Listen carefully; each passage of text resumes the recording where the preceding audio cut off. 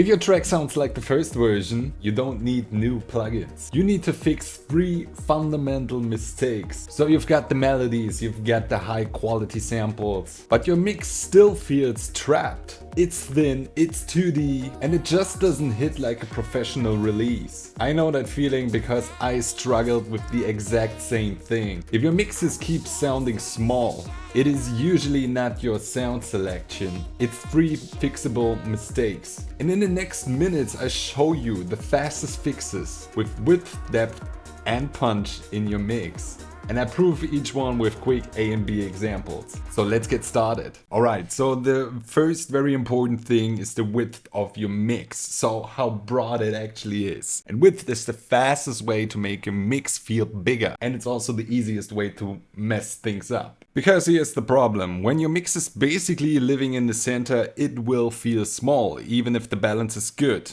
And even if it's loud.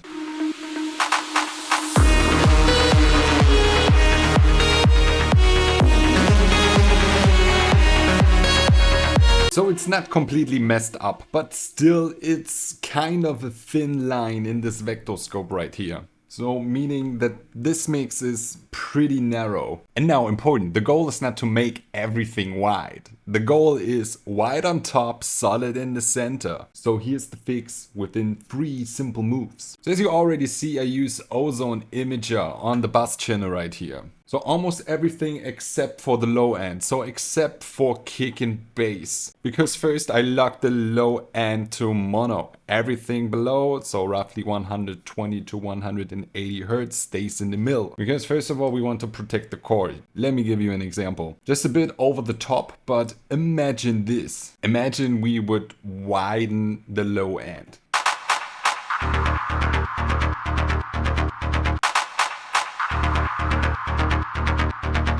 Because if you widen the low end, it gets weak and collapses in mono. So we don't want to touch it when it comes to width in your mix. But we fix everything above that. So I widen only the upper bands. I set one at around 150 Hertz and one at around 4000, so 4 kilohertz. So what we're gonna do is widen the middle band a tiny bit. So maybe around 10%. And the upper band, band number 3, is the important one to make your mix wider. So let's set it to anything between 30 and 40%. What is also very important is look at your different instruments. So I want to protect the center, the main lead, the main hook, and the vocal if you have one. These are those kind of instruments that stay stable in the mid. So if you spread the hero across the side, it starts to feel blurry instead of big. So now that we got that out of the way, now listen carefully.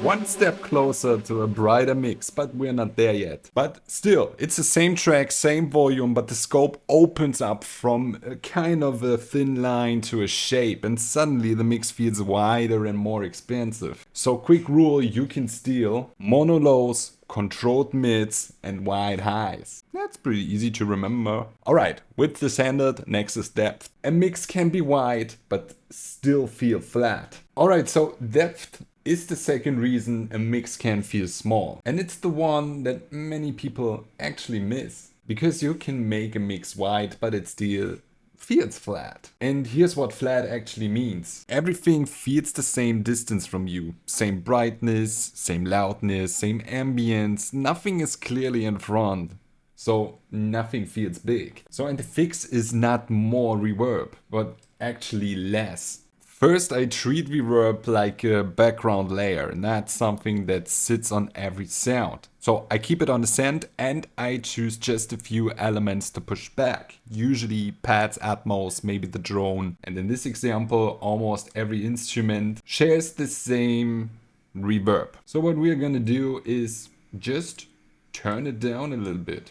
A few dB less, and also use different reverb channels for different instruments. Not for every single instrument. That's not necessary. But for example, you already heard the drone sound. It's the main lead in the drop, and also the plug would benefit from different reverbs. And the second one, I filter the reverb return. And this is also very important. With most reverbs, you can do it directly in the reverb plugin that you're using. So what we're gonna do is set a high cut here at around 9K and a low cut at around 500 Hertz. It's so simple, but so important. So what we're doing here is I cut the low so it doesn't add mud, and I cut some highs so it doesn't turn into a haze. And that way the reverb creates depth without stealing clarity.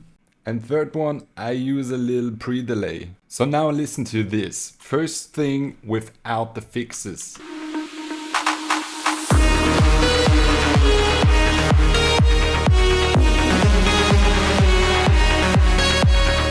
And now with the fixes.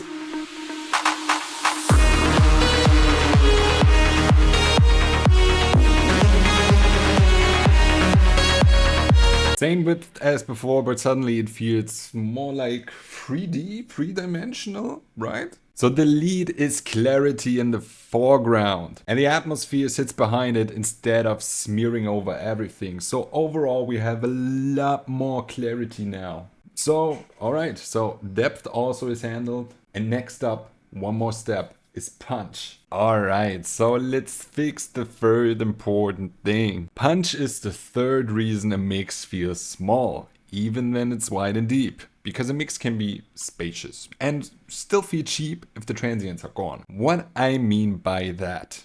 So here's the pattern. If you're constantly squashing the mix, everything becomes the same size. The kick doesn't jump out, the clap doesn't crack, and the drop doesn't hit. So the goal here is not more loudness, the goal is more impact. And that is actually kind of easy to do. So first, instead of turning the drums up, I simply saturate them. What I like to use on the complete drum bus, for example, is Wave Shaper. Turn it up a little bit and the drums directly have more punch.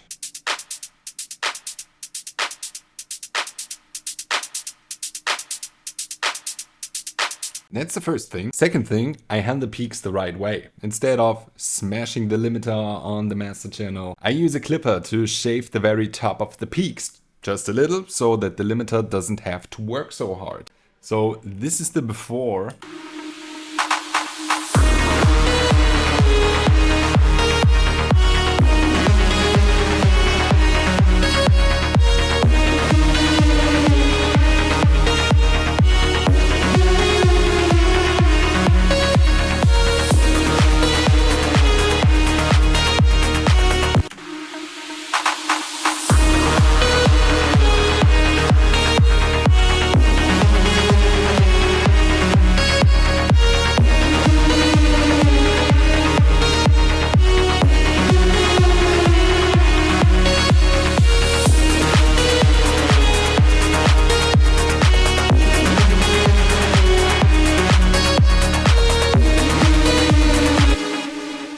Same mix, same depth, same width, but much more punch, and this was the missing piece. So here's a quick recap. 3 rules, that's it. First, width. Keep the lows mono, go wide in the highs, and keep the hook centered. Depth. Create contrast, hook up front, space in the back. And keep your reverb dark and controlled. Punch. Don't crush for loudness, shave peaks, let transients through, and keep the drums snappy. And if you want to hear the whole track that I showed you here today, I link the song as a free download on my SoundCloud. Link is in the description. And if you want more quick fixes like this, hit the next video on screen and I'll see you there.